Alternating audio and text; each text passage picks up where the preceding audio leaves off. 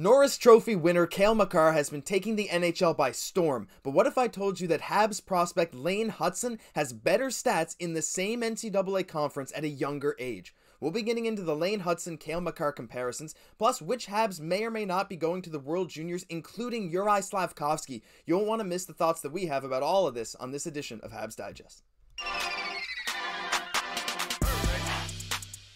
Hello, bonjour, ahoy, and welcome to today's news edition of Habs Digest. I'm your host, Josh Gosse, alongside my co-host, Jesse Poirier. And before we get into the video, real quick reminder to subscribe to the channel, like the video. About 70% of you watching aren't subscribed, and you guys are loving the content, especially yesterday's video about a Sean Monahan trade. So if you want to be kept up to date on all things Habs, this is your home for it.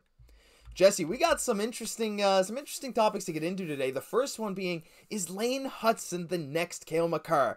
Now, right away, I mean, that seems crazy. CALE MAKAR took the NHL by storm last season, had a near 30-goal season as a third-year defenseman, just over 20 years old for the Colorado Avalanche. He won the Norris Trophy, and he has been going nuts. But Habs prospect Lane Hutson, playing with Boston University in the NCAA, has been drawing some comparisons recently, and take a look at this quote when Lane was asked about the comparisons. What do you think about these comparisons to Lane Hutson and CALE MAKAR? Hutson's response says a lot about his current level of confidence. Quote, "I believe I can match CALE MAKAR's level of play. Time will tell, but I feel like I can deliver the kind of elements he brings. It is said, and with confidence too." Jesse, what do you think about these comparisons, and do you think that Lane Hutson could truly maybe match CALE MAKAR's production at the next level? I think he can do it. You know, we see that the league is getting quicker and quicker every single year. And I really blame Connor McDavid for this. But, you know, the league is going to be like a completely different place in the next couple of years by the time that Lane Hutson inevitably makes the NHL. And I feel by the time that he does, the game is going to be so much more suited to his type of play. So not only is he going to be an NHL player, but he's going to be a next level NHL player. I just think he has all the skills, the way that the game's trending right now, it just all's coming together at a perfect time for him. It really is. The kid is super skilled. He's scoring at a crazy rate. And I mentioned some of the statistics in the intro. And let me show you a little thing really quick here, Jesse. I mean, we all know CALE MAKAR is incredible, but let's take a look at his college stats. He went to UMass Amherst, which is in the same conference, Hockey East, as CALE MAKAR, and his first season there was when he was a 19-year-old in 2017-18, and he put up 5 goals, 16 assists for 21 points in 34 games. The next season was way better, 16 goals, 33 assists in 41 games, at over a point per game pace, 49 points in 41 games as a 20-year-old and 21-year-old. Now let's take a look at Lane Hutson. Hutson's first season at Boston University, again in the same Hockey East Conference in the NCAA, is this season as an 18-year-old.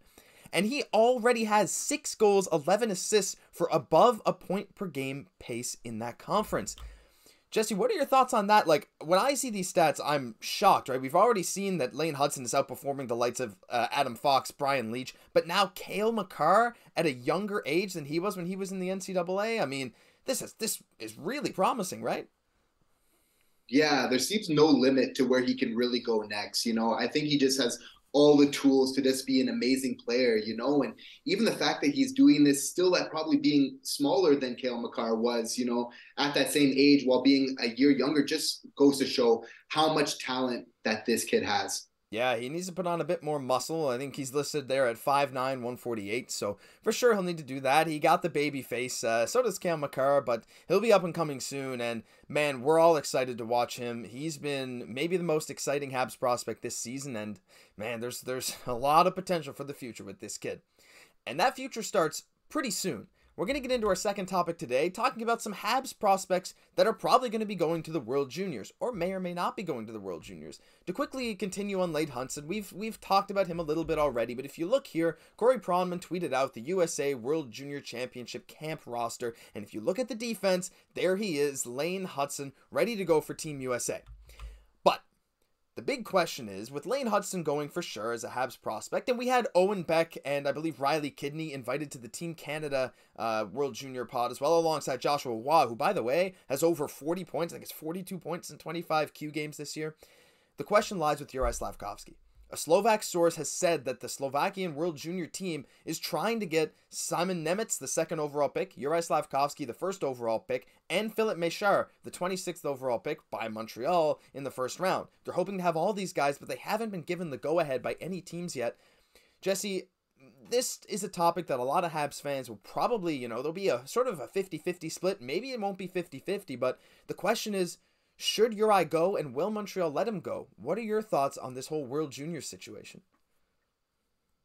I don't think he'll go, and because I don't think Montreal will let them go. I think, Marty St. Louis just wants him there as much as possible, but I believe Kent Hughes really feels that he did it all last time when he was at the World Juniors. He really put on such an amazing performance. He really excelled at that level. He showed that he was ready for the next level. So I think he's of the opinion that he's done it all at this point, and he really belongs at the NHL now. So that's why they'll want to keep him here. They want to keep him there. What if Slafkovsky came to the staff and said, like, listen, I know I went there before, but I really want to represent my country at the World Juniors again? No, I think that he really wants to be here with the Canadiens. In recent comments just the other day, they asked him, about the pressure of maybe getting sent back down and everything. And he mentioned how he really wants to stay up with the big team and how there is a little bit of pressure on that because he wants to stay with the Montreal Canadiens that badly. I think he knows that he did the thing at the World Juniors. He did it at the Olympics, and now he's moving on to bigger and brighter things. And I think he's ready for it, and that's just where he wants to be right now. I think he could be ready for it. At the same time, though, I'm gonna take an opposite stance from you, Jesse. Again, that's 2 videos in a row where we're on the opposite side of the spectrum here, but I don't mind that. I think that Slav, if he wants to go, I think he should go. Not necessarily, because, like, I do understand the whole, like, you don't want him to get injured thing, right? Because, lots of teams have done that in the past. We saw it with Draisaitl a number of years back for the Oilers, and it's a pretty common occurrence. And the players get better development, in the NHL while they're playing NHL minutes. But his buddies, Filip Mesar and Simon Nemec, might go, are probably going to go. Neither of them are with the big league clubs yet.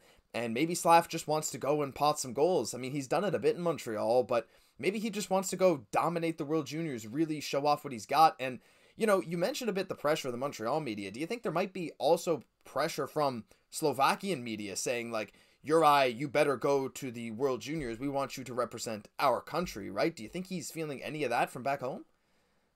I think he probably is. And, he seems to me that somebody very proud of Slovakia and where he comes from. And I mean, why not? We're all proud of where we come from. We all want to represent our country. It's always an honor if in any sport, even at different levels, if we could represent our country, right? So especially considering the case of Juraj Slafkovsky, representing Slovakia, in the World Juniors, of course, I'm sure there's a part of his mind where that's definitely intriguing. And of course, being with his buddies, which, he has a great relationship with. I mean, it sounds like a great time, but I think it's just in the best interest of him right now to keep playing. We just found him a good pairing on the second line. He's finally starting to play with good teammates. He's finally starting to get that good ice time and capitalizing on that. So I feel like really right now, just in his development, it's so critical to keep him up with the big league right now.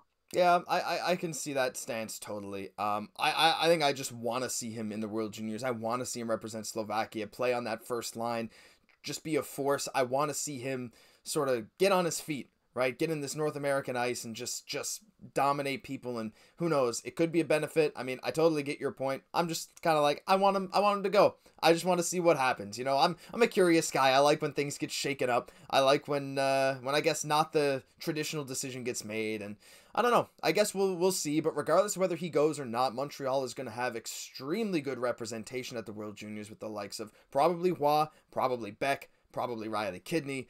Maybe not all 3 of them are going to make it, but you got to think that Beck and Roy definitely will at the rate that they're playing. What is that? All 3, baby. All They're 3? gonna make it. All 3? Oh yeah, Kidney, and that was there. Beck's having an amazing season. Yeah. You know what I mean? And then our boy who's tearing up the queue, was there last year as well. So yeah, Beck's got 15 goals, 15 assists in like 23 games in the OHL so far this season. He's been going nuts. I mean, And of course, Hutson going crazy in the NCAA, who will be piggybacking on Team USA. They're on defense. Man, that'll be exciting. That's probably what I'm going to watch the most for. Jesse, you know that we're going to have to cover some of these World Junior games with Habs prospects, right? You're looking forward to that over the break, because I sure am. But in the meantime, we still got some games to cover, including a game tonight against Vancouver. We'll have a post-game, or I guess a game reaction for that out tomorrow. Not tonight. It's way too late for us. If you guys don't know, I'm in Newfoundland, and Jesse is much further east than that. So this game is rather late for the both of us. But regardless, we'll try and pump something out for you guys tomorrow, and we hope to see you there. But that's been our news edition of Habs Digest for today, December 5th. If you liked the video, leave it a like, subscribe to the channel. It'll help us out a lot, and it'll help you stay up to date on the most recent Habs news. I'm your host, Josh Goss, for my co-host, Jesse Poirier. We'll catch you in the next video.